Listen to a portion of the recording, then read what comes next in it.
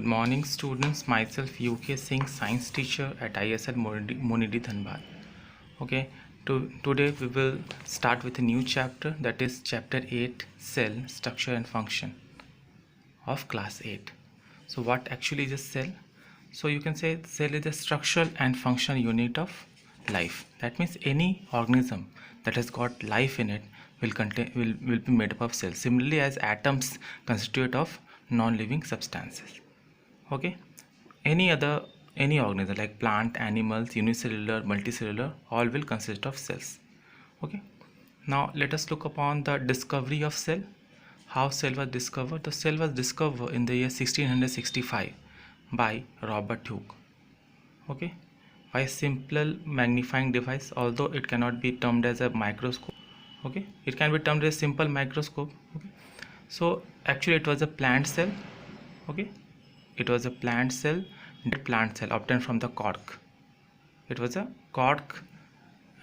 It was a dead plant cell, which is known as cork.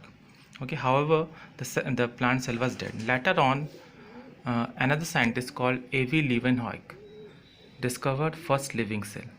Okay, in the pond water. Okay, uh, the cell has got different structures. Okay, like they are the building blocks of life. Okay, so different cells have different shapes and sizes and organization. The cells can be unicellular like in amoeba, bacteria, protozoa, or multicellular like in fungi and higher organisms. The shape and size of the cell will vary according to the location and the function it performs. Okay, for example, there are different shapes that are given. They can be elongated, they can be biconcave, they can be fibrous. For you can see, as you can see, the RBC cell are oval and biconcave. Why is it so? Because they have to perform a special function of binding with oxygen. So they are mainly concerned with transport of oxygen. On the other hand, the neurons are elongated because they have to conduct impulses from one part of the body to another part. Okay, so based upon the functions, the cells are a different size.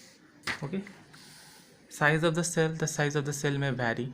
Okay, size of the cell can vary from one organism to another organism, and actually the overall size of the organism is all about the total number of cells. It's not all about the size of a single cell.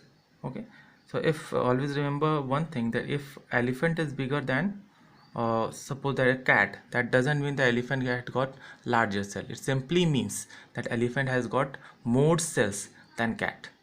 Okay, so the size of the organism is basically decided by the number of cells it has. Okay, thank you. After you got the video, the link will be open for you to ask your doubts. Thank you.